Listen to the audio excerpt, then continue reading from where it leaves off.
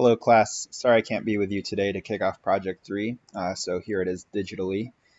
I have pulled up a page from the syllabus that shows the project brief, as well as a rough example PDF on the left here, showing what you'll all be working towards to present to the class for your final projects. We can go through these items one by one with some examples on the left, followed by a demo I have later with an assignment. So this first page is not listed here on the right side, but it wouldn't hurt to have a title page just to kick it off. The first thing you're going to have is a design statement. So kind of explain what your goal is. As I mentioned, the project is a soft goods everyday carry case. So this might be like a wallet. Just think about items that you carry with you day to day.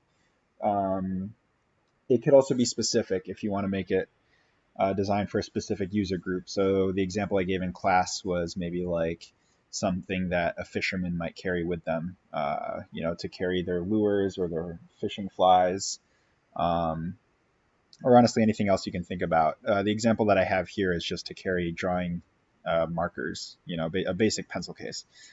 So you can see the statement here is a marker case for design students, maybe outlining some of my goals, and this is up to you to pick, but really the important thing is listed here where it says outline EDC objects. So mention the everyday carry objects that you want your case to hold. So if this is a wallet, you might say like cash, credit cards, ID. Here I outline 4 Copic markers and give a rough dimension of them. Again, this is just a rough example, so these 2 pages could be combined into one for this new project. Item number 2, samples and inspiration. This is just, showing examples of existing marker and pencil cases, maybe with some interesting fabrics if the goal is sustainability. These are some organic linens. But just to get you get some ideas that might drive some of your ideation. That's the next item on the list here, number 3. We're going to look, have some rough thumbnails. Maybe that's more refined than just rough, but a couple ideas of just exploring what your design might look like. And so this could be anything. This is an example of some student work from last year where the student explored different handles that their lunchbox might have.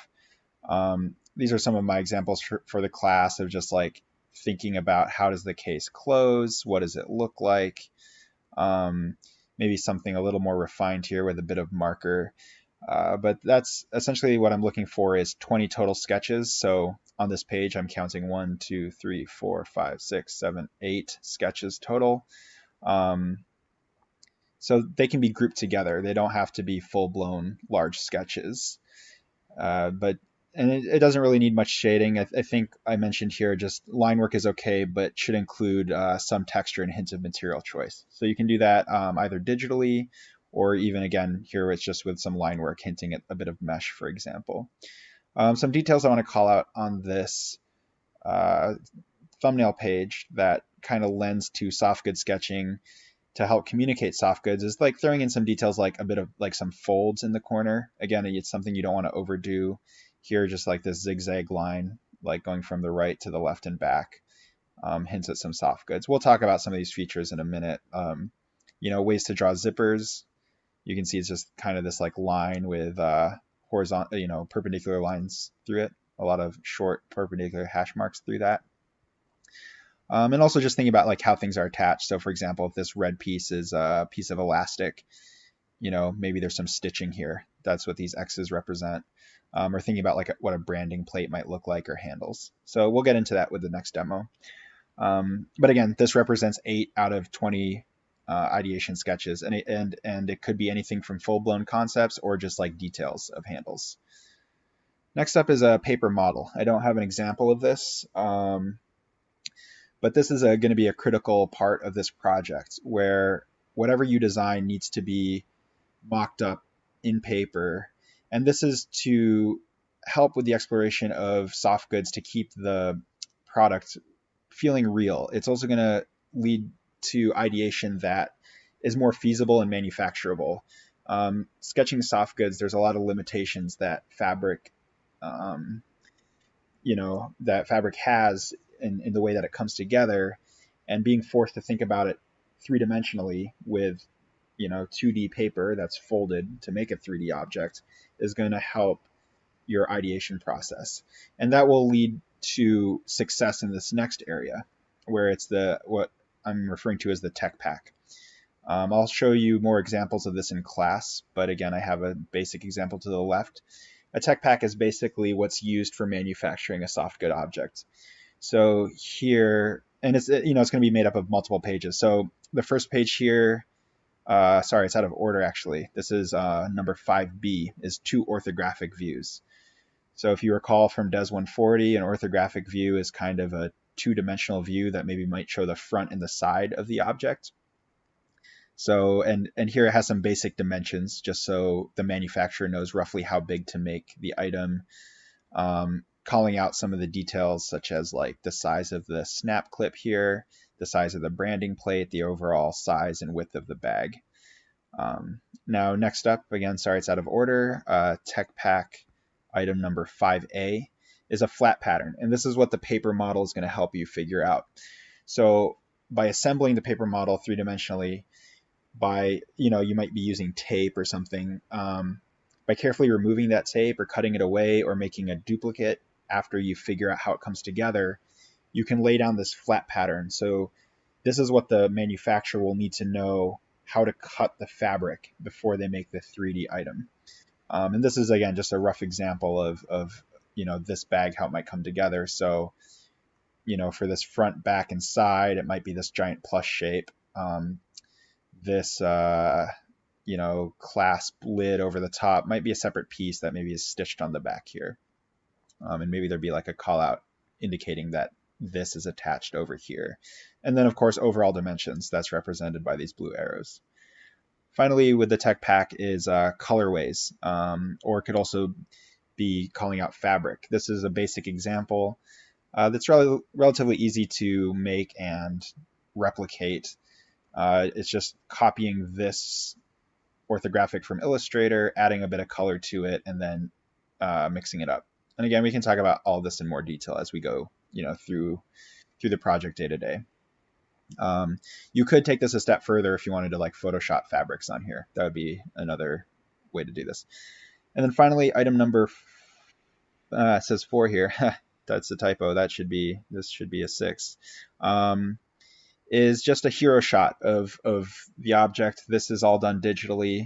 You can treat this similar to Project 2, where you do some analog line work, bring it into the computer, and render it digitally. So dropping in some textures, just like we did with wood, adding a bit of value to communicate your object. And then it would help to have an additional auxiliary view to show how this all comes together. So this might show like what it looks like open, some detail shot. This is kind of rough. Ideally, this would be a little bit neater for this final view. So that about covers what we're working towards. Again, I'll include this so you guys can go through it by yourselves. And yeah, please, I'm sorry I'm not in class, but please feel free to email me with questions or anything about that. As I get into this next demo, it's going to be helpful to think about these 3 items. So firstly, it'd be good to start thinking about the object that you want to design and the everyday carry objects you want to design around. So to repeat my examples, maybe you're going to design a wallet or a pencil case or something more specific. Just maybe try and keep the item relatively simple and small. Again, think about making it out of paper. Once you have that decision, it's going to be helpful to start ideating. And again, this is kind of what the demo now is going to be tailored towards. You can definitely get multiple thumbnails per page. There's 8 here, but I might try and keep it to 4. The larger you sketch the thumbnails, the better they're going to look. But what I'm going to do now is go through some of these examples of details that are part of soft goods sketching. I'm going to try and cover, the various items that a soft good object has think if you have a backpack nearby you or any soft good item, might not hurt to pull it out and just look at it carefully. And you can start to see some of the items on it. The program I'm using, for those that are curious, is Sketchbook Pro, just to maybe show you some of these objects. So if we start with an example of, let's say, I am doing a pencil case as my design, might start with a rough sketch here. Maybe it's, a very simple shape of just an extruded triangle. Again, without a paper model, it can be hard sometimes to keep this accurate. But to begin with ideating, it's okay. This is just a rough exploration. So one thing you'll notice a lot of soft good items have are zippers. The simplest way to represent a zipper is with just a line that represents the direction of the zipper. That's the main line I drew. With some of these like perpendicular hash marks going all the way across, it kind of makes it look a little bit like a stitch, but it represents a zipper. By framing it like this, it kind of shows where the edge of the zipper might be and the edge of the fabric. Another way to do zippers is kind of these zigzag lines. Some of the terminology here, if this was the zipper, this item here is referred to as the pull. Again, a very simple way to do it is just an oval with two lines. If you want to get into details, you could really start designing different pulls and maybe what they might look like, whether they have branding on them or a little bit of more nuanced design. You'll see some that are like rings. Again, look at Google. You can Google zipper pulls and I'm sure come up with a lot of different ideas. So that's the first most basic detail you'll notice in a lot of soft goods. Other things you might notice in soft goods, sometimes along the edge, there's going to be like a round piece of plastic that looks kind of like a straw maybe. Maybe it's about a quarter or an eighth inch. Often it's colored in a bit of a color accent. This is called piping. And I'll include some of these keywords. Let's see, I can write them out. Maybe that's just the best way to do this. So, and often piping is used for structure. It also protects the edges of the soft good. So you'll see that on a lot of things too. A very obvious one that you'll see on soft goods is a stitch. And this just represents the joining of fabric. Again, sometimes this can be used as a color accent.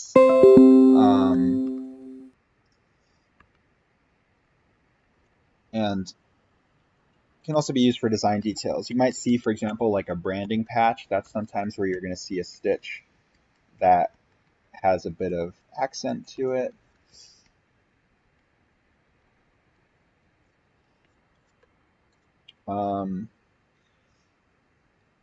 But so often a stitch is also hidden. And when I'm back in class, I will show you guys how stitches come together and how they're often hidden. But that's another design detail that can be used. Another way that stitches are used is often there's like carry handles or loops on soft goods. And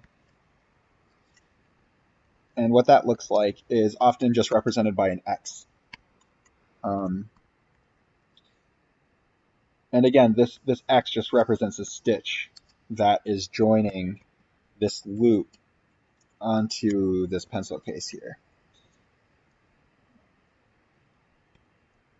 Now, the loop is made of a different material. The terminology for this material is called webbing. It's often made of nylon and is a little bit tougher. You'll notice it has a bit of a texture to it. It's often a bit of a crosshatch. You don't have to draw texture for nylon webbing. It often is just evidence, or you can, but definitely for like the final texture in there, you could probably, again, just like we learned with digital on the materials we just did, it can definitely be photoshopped in there.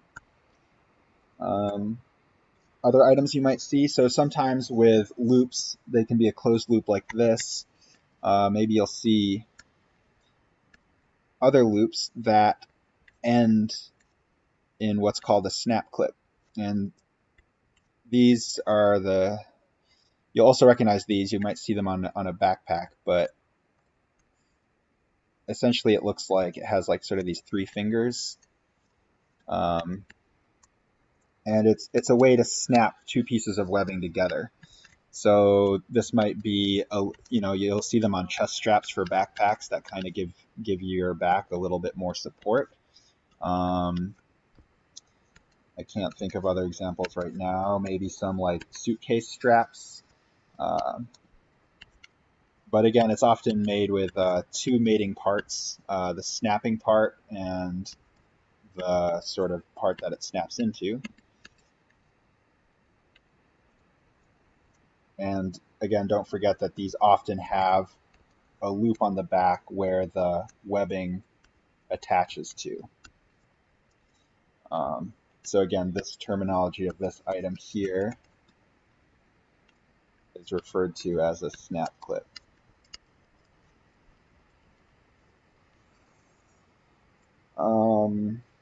Let's see. So when it comes to straps, if you want to look at like a duffel bag or something, again, it's often on webbing. That's how most straps are done. It's just economic and structurally strong. Sometimes you'll see, uh, similar to a snap clip, an object on the strap that looks like this that can be used for cinching the strap. The strap will then pass up and down through this, and it kind of slides along, which gives this its name. It's actually called a slide. Uh, Not sure how they came up with that one, but this can be used, I think, for taking up slack. I mean, you'll also see slides that have a bit more of like a ladder shape to it. So I just drew one here with 2 holes. You might see ones with 3 holes, and these can for sure be used more for like cinching and running the fabric. I'll be honest, something back through this. But again, you guys get the idea. Again, think about this as like on a belt or a suitcase strap where you take up the slack. Um, this is a type of slide. It could be called a strap adjuster. Again, no idea where they got that name from, but that is what it can be used for. Let's see, what else do we have here? I mentioned branding before, so this, of course, is a patch. There's other forms of branding, though. Sometimes they just have a nameplate with like rivets in it that just kind of snap into the object, and maybe it has a bit of a glossy shine to it if it's a bit metallic. Um, let's see, there's, of course, some obvious ones like buttons. This is, for just like a button shirt for joining things. There are snaps. A snap looks like, again, it has this like a small metal piece that's riveted to the metal, and then there's a piece that literally fits over it by pressure and kind of snaps. Again, you'll see that as a form of buttons on, some rain jackets, for example. Um, then, of course, there's different textures in the object itself. So, for example, if I just, let's see here, if maybe there's a small pocket off to the side here, that, again, this is another soft goods thing where the fabric maybe has like a bit of a fold in it, represented by this kind of V shape. Um, and again, thinking about how the fabric is capped at the top, but if there's like maybe a pocket here, it might be like a mesh pocket. And again, mesh could be, you could Photoshop the texture in just like we did with other textures in the material project, or you could kind of sketch this hash pattern. Again, though, like with mesh, it wouldn't just end at mesh in the top. It would probably be capped with another fabric, and that's what this kind of double line represents on this object here.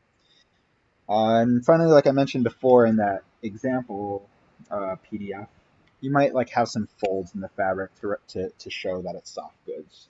And again, that's just represented by a very basic kind of like line back and forth like this. It shows the object having a little bit of kind of like sag to it that as it kind of responds to gravity a little bit. Um, but yeah, that's the basics really. You know, there's not going to be too much rendering of this project except for the final. Um, but you know, you could. It definitely doesn't hurt in your thumbnails. It's not required, but of course, it makes anything kind of pop and stand out. Again, especially if you start to hit some of these items like the piping and some of the webbing, it kind of communicates what the materials are and ties everything kind of nicely together um, for your object here. But really, that's all I got for you guys. That's the gist of it here that we're looking for. You know, if as long as you're familiar with some of these terminologies and these items, you can start to sketch them into your thumbnails and build upon them. You know, just I think again it helps to think about the everyday carry objects you want to design around. If you want to use a photo underlay of your everyday carry objects, so for example, if I were to start with a couple Copics, again maybe it'd be more proportionally accurate to start with a photo here. Let's say this is a square Copic marker that I can then just copy a couple times. You know, let's say I want, like I mentioned in that PDF, let's say I want to carry 4 of these guys. I can then start sketching around it. So that's another way to start your thumbnail exploration. And then this kind of gives you again a good starting point. You know, maybe the zippers running along the side here. And again, starting to think about some of these features we talked about, like piping running around the edge. Uh, Again, if you're confused, pull some samples of soft goods out. Look at your backpack. Look at clothing. Google some items. Google images of wallets. But you know that can be another nice way to start. You know, with a bit of a thumbnail here to get going on the right direction and the right path in terms of proportion. It's just literally grabbing your your everyday carry objects and drawing around them. Now, of course, it doesn't hurt to start if you want to start looking ahead. Uh, it wouldn't hurt to start thinking about how this might be made of paper. So, for example, this object here, you know, the way that it's drawn, if this is a piece of paper, I might start to make it with that piece looking like that, and then there might be another piece that wraps around on the inside here like this. That would represent that piece. Um, so yeah, again, I encourage you guys to pick your everyday carry object and the items you want to design around, and then to just start thumbnailing and think about, you know, these different items that I mentioned here that I outlined. I'll save this out as a JPEG and include it with the email. And yeah, once again, if you have any questions, feel free to email me.